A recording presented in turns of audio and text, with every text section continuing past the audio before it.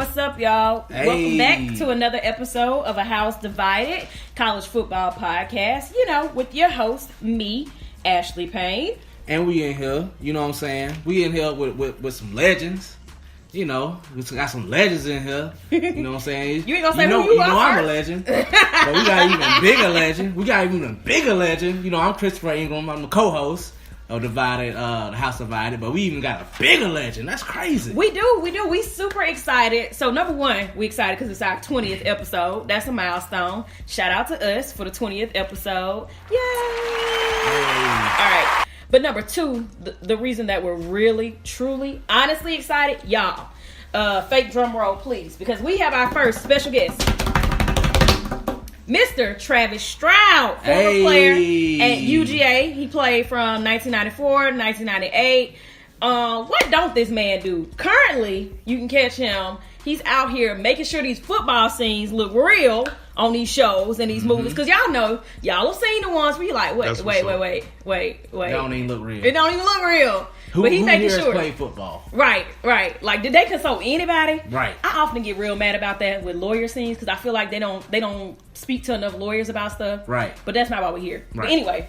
But this man is make sure that your football scenes look real. Right. He be out here guest appearing on talk shows, and he be out here running camps. He do it all. But we're happy to have Travis Stroud on with us tonight. But most importantly, his most important occupation is being a damn good dog. All right. Glory. Always. Once a dog, always a dog. I'm going to have my hands full tonight. Y'all see what I'm working with, right? But anyway, let's get to it. So, Travis. You have free will. I have free will. To decide otherwise. GATA. Nah, roll tide around here. GATA. Anywho. How you feeling? I'm doing well. How you doing? I can't complain. I mean, I'm clearly going to have my hand full tonight. I'm fanning out. I'm just glad. I'm being a complete fanboy. I ain't no shame in my game. I knew this was going to happen. Mm-hmm. So my play dad, shout out to Mr. Lewis, one of our most valuable listeners, suggested that we have you on. And I knew as soon as he said, I was like, oh, man, Travis, a Georgia boy. Chris is going to act a fool when he come on the show. Well, he gonna act a fool. I mean, no. I don't believe that. No. Hey, he's just he a be acting bulldog. A fool anyway. Yeah, go dog. Go dogs. That's right. See, let's get to the important stuff. How long have you been an Alabama fan? Real talk. We were raised Alabama fans. Like, I grew up in Mobile, Alabama. I was raised an Alabama fan. Okay, tell me your favorite player from Alabama. See, we just had this conversation today. Mm-hmm. Well, if it wasn't today, so you saved her. No. I was gonna quiz her on her Alabama history. No, that's not what we about to do. Who's your favorite Alabama player? I remember I couldn't think of nobody. I was like, it's so many to choose from. To choose. No, it really is so many to choose from. It was a gap from about 94 to about 2009. That's fine. I recognize that. Yeah. Bro, look, you can't insult me with rooting for a sorry team. I was a 49ers fan before I started watching the NFL. So, you're not watching the 49ers anymore? I'm not watching NFL, period, anymore. Really? Yeah, with the whole Colin Kaepernick situation. He winning. Huh? He winning now. Who, Colin? Absolutely. Heck yeah, he ain't gonna have brain damage. That's what I'm saying. Well, I'm just saying. I mean, Nike picked him up. At the end of the day, things happen the way they're supposed to happen. No, I agree with that. Yeah. I agree with that 100%. But it's also the optics of the whole thing. You know what I'm saying? Mm-hmm. Like, it could have been one thing. Like, they could have just cut him and just cut him. You know what I'm saying? They made it a spectacle. When they made it a spectacle, then you put me in a situation as a fan. And I got to figure out, where I fall in this situation because you've made it about this thing that it never was about. So now I'm like, do I still support y'all when y'all have shown your true selves? Yeah. And I understand because when you have someone like Nate Peterman who throws a pick six every time it seems like every time I look at the TV, Nathan Peterman was throwing a pick six. Yeah, he had 3 touchdowns, 12 interceptions. Right. 12 interceptions. That's Gresham Park status. Right. Yeah. No, I don't even think that's... That Rockdale County. Nah. Well, Gresham doing a little bit better y'all. Did you hear what he said? Well, I'm just saying. Rockdale County. That's cool. That's Rockdale County football, man. That's cool. You know what I'm saying? Don't with it high too. I mean, we ain't doing that. Don't with it. We never lost to the DeKalb County team, so I don't, that. Yeah. I don't, Oh, okay, okay. We spicy tonight. We got hot takes. We got hot takes.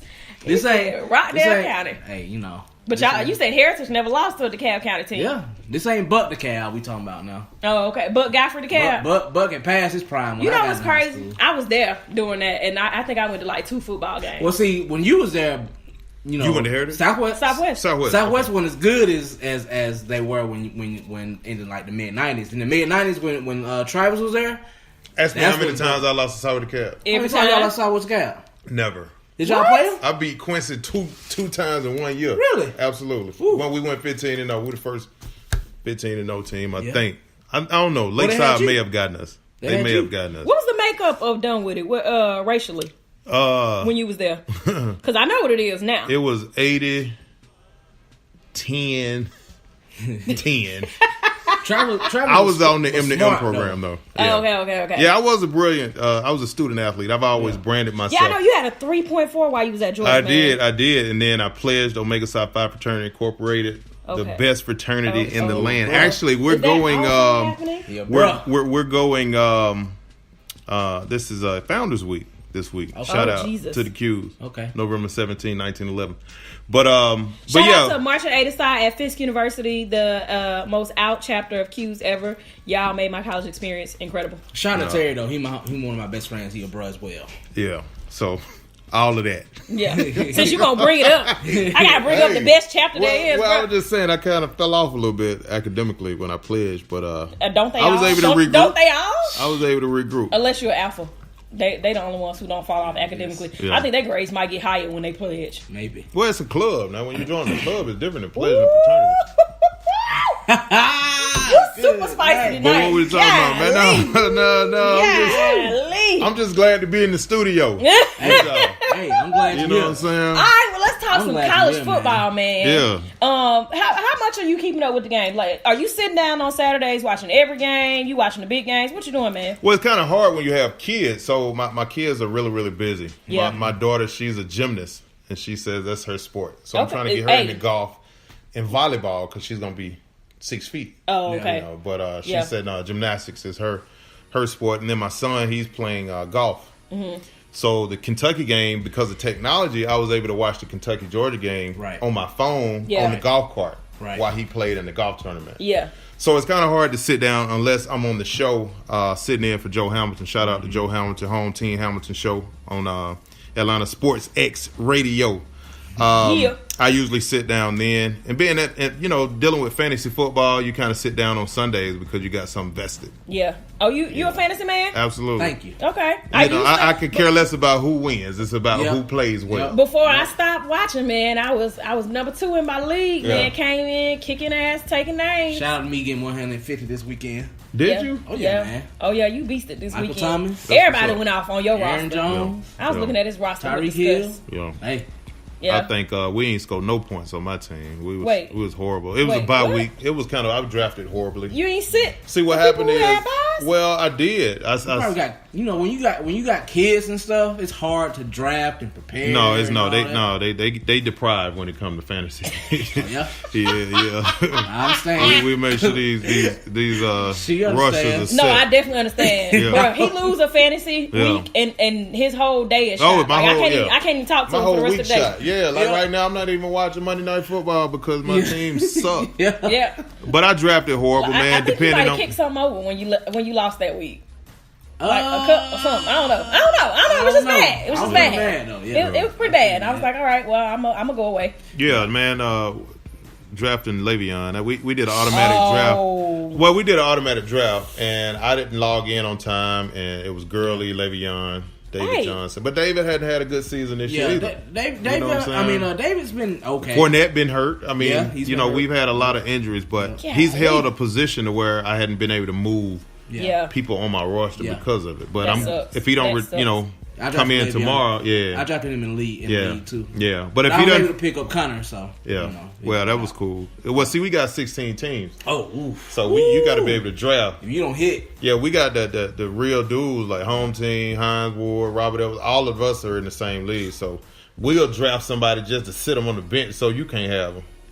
That's wrong, right? No, that's what Chris said they be doing. You talking about this? You trying to get in on this? this dude is just cool, just homeboys and like all my heroes. Man, all of them. When you bleed and Robert you sweat, Edwards, bro. Yeah, that's my dog. Yeah. Bruh, how he casually dropped. Yeah, me and Hines. He's at Riverwood. We on he coaching at Riverwood High School. Was at Green County. I know. For about Terrence 5 or 6 years. Is at Pace, right? He's at Pace. Yeah. Yep. He's at Chris Slade. Yeah.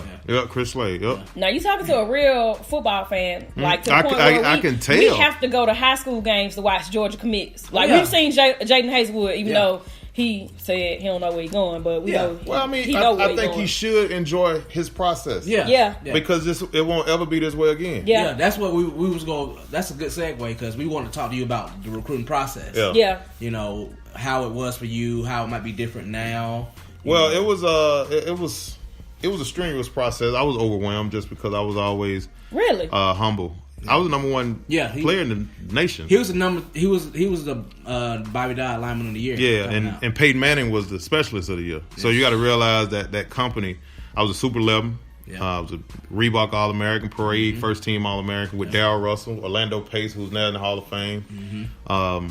So the whole recruiting process, I had the Bobby Bowden's come to my house, the Lou Holtz came to my house, Jerry Sandusky came to my house. Thank God that didn't work out. You know, but the Gene Stallings of the world, who you didn't know earlier today, being an Alabama fan. Is this what we doing?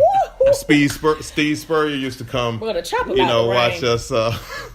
us practice. So, being not really showered, but just knowing and understanding like what you want to get out of it. You know, the reason. So my choices came down to 4 schools. It was Notre Dame and it was Florida State. And my dad told me, he was like, man, we want to pay homage to the local schools, the Georgia Tech, the Georgias, because they thought enough of you to recruit you. Yeah. You want to at least, spend 2 of your visits on them, being that they're the home school. So I did that. And it came down to the wire draft. I mean, it was signing day when I decided. I had no idea as I walked up to the podium. For real? So you legit didn't know? I had no idea. No idea. So my brother, he was like, man, you can make the decision. My parents, they didn't help me make the decision because they didn't want me to, to if anything went wrong, blame it on them. Yeah. Right. Yeah. So at the last minute, I thought about how they had always been a part, of my life. Shoot, from 4 years old, they hadn't missed a game. Bro, you about to make me cry. So I ended up staying home, going to the University of Georgia, and then Marion Campbell, who would, coach the Reggie Whites of the world, the Jerome Browns of the world, sat in my living room. See, they thought I was going to be drafted for baseball because I was a 2-sport athlete at Georgia. I don't know if y'all knew I played baseball. I didn't even know that. I was a pretty prolific baseball player as well. Now, your older brother played baseball too, right? He played. Yeah, he started Georgia State's program. Well, resurrected, revamped their program back in '91. And so, being a defensive lineman playing baseball, that was my number one. That was my favorite sport. Yeah. But really? I figured football would have gotten me, which it did. It gave me a quicker chance to get a scholarship and to go to school for free. We knew my parents couldn't afford college, so my brother and I, we kind of used what we had to get what we wanted. And we identified that we were good at, at sports. Yeah. So we used that as a way to help us, get to college. And for y'all can't see Travis, but Travis is a very large, athletic-looking young man. Man, those genes are strong. Yeah. Hey, man, I'm an old 40-something-year-old. You still like you can get out there. I was gonna say you still like you can get out there and play. You might be able to get out there, man. Yeah, man. But no, the recruiting. You said it was overwhelming. Talk about that. Like, what part of it? What makes it overwhelming for a kid in your situation, especially for one who's like highly recruited? Like, you think if anything, me, because I've never played the sport, I would think that you, out of anything, you would feel more at ease because you got options. Well, he was humble though. Yeah. It's overwhelming because you're constantly being solicited. Yeah. Okay. So don't y'all hate having those phone calls when your phone ring and they tell you? That's how it is when people calling constantly, trying to get into your space. in order for you and to we had home phones then because you didn't have no cell phone. It was home phone. So and they would ring, ring, ring.